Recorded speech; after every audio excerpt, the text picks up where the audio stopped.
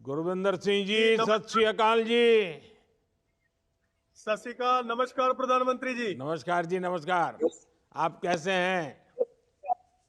बहुत बढ़िया, चढ़ती कला सर। चढ़ती कला। चलिए, अपने बारे में कुछ बताइए। आप खेती कैसे करते हैं? जी सर, मेरा छोटा सा गांव है सारचूर, गुरदासपुर डिस्ट्रिक्ट में। और सबसे पहले मेरे किसान साथियों की तरफ से भी आपको नमस्कार। और मेरे परिवार में मैं हूं, मेरी पत्नी और 3 बच्चे हैं। सबसे बढ़िया बात जो है, जो विकसित भारत की यात्रा में हम अपनी खेती को विकसित करना चाहते थे, और जो उस योजना से हमें फायदा मिला है, उस सबसे बड़ा ये हम इकट्ठे हुए हैं। हमारा एक छोटे किसानों का ग्रुप है जो 2014 से अग्नि मुक्त, जहर मुक्त खेती पे काम कर रहे हैं। तो क्योंकि हम सारे फसली अवशेष को जमीन में रखना चाहते थे, तो टेक्नोलॉजी अवेलेबल नहीं थी। और जो आपकी सरकार की योजना आई है, वहां से जब हमें मशीनरी मिली है तकरीबन 25 लाख की, उस पे हमें 10 लाख का सब्सिडी मिला। उसके इतने ज्यादा फायदे हुए हैं सर। सबसे पहला फायदा यह है कि हम लोग इकट्ठे हुए उसको लेने के लिए। दूसरा, हमारी जो कर्जे के नीचे आने से बच गए हम। तीसरा, आय तो बड़ी है क्योंकि हम किराए पे काम करते हैं, कस्टम हायरिंग का। चौथा, जो छोटे वाले किसान थे उनकी कॉस्ट ऑफ कल्टीवेशन कम हो गई, उनको जो पराली प्रबंध करना बहुत आसान हो गया। पांचवा, ये जो अच्छी खेती कार्रवाइयां हैं, ये पर्यावरण के पक्ष में गई, उससे ज्यादा कहीं हमारी जमीन के पक्ष में गई है। हमारी जो जमीन का जैविक मादा है वो बढ़ गया है। उसकी वजह से जो फर्टिलाइजर थे उनकी जो जरूरत थी वो पहले से कम हो रही है। और सबसे बड़ा वाला फायदा जो है वो सर पानी का और पर्यावरण का, उसकी कोई कीमत नहीं आकी जा सकती। आपने सही बात बताई। कौन कौन सी स्कीम है जिसका आपके क्षेत्र में लोगों को फायदा हो रहा है? सबसे बढ़िया अवसर यही था कि जैसे हमारे बहुत ज्यादा धान होता है, तो लगता था पराली इतनी ज्यादा, उसे कैसे उसका प्रबंध कर पाएंगे। उसके उसके लिए टेक्निक चाहिए थी। जब से ये आपकी सरकार से जो मदद मिली है उसकी टेक्नोलॉजी पर, जहां बोलो को मशीनीकरण पर, तो वो सारी की सारी जो पराली है उसको अभी हम जमीन में रख कर ना सिर्फ गेहूं की सीधी बिजाई कर रहे हैं, हम तो प्रधानमंत्री जी धान की भी सीधी बिजाई कर रहे हैं।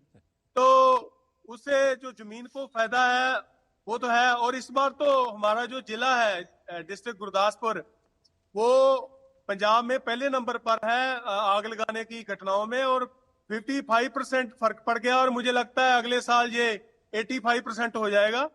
और सबसे ज्यादा है कि मेरे जो साथी हैं, हमारा जो ग्रुप है, जंग इनोवेटिव फार्मर ग्रुप है उसका नाम, वो सारे खुश हैं, एक दूसरे की मदद से आगे बढ़ रहे हैं।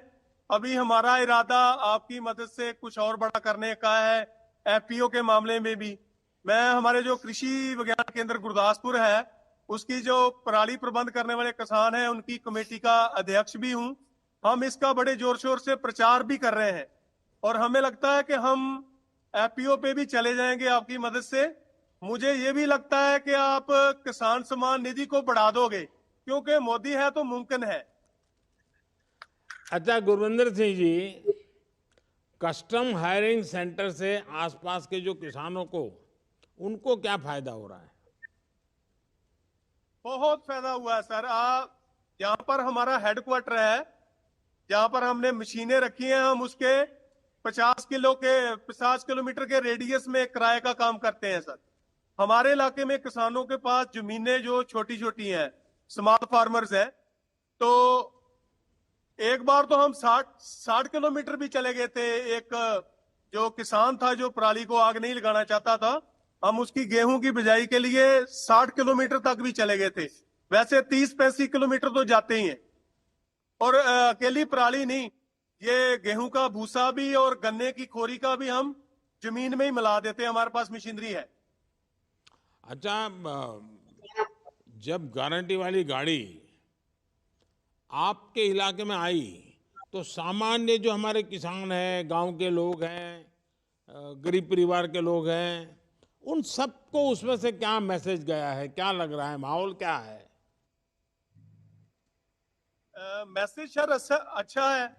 जैसे आप पिछले किसानों से बातचीत में भी बोल रहे थे कि अभी हमें ऑर्गेनिक की तरफ जाना चाहिए और ये जो केमिकल्स हैं खाद वगैरह इनमें कमी करनी चाहिए।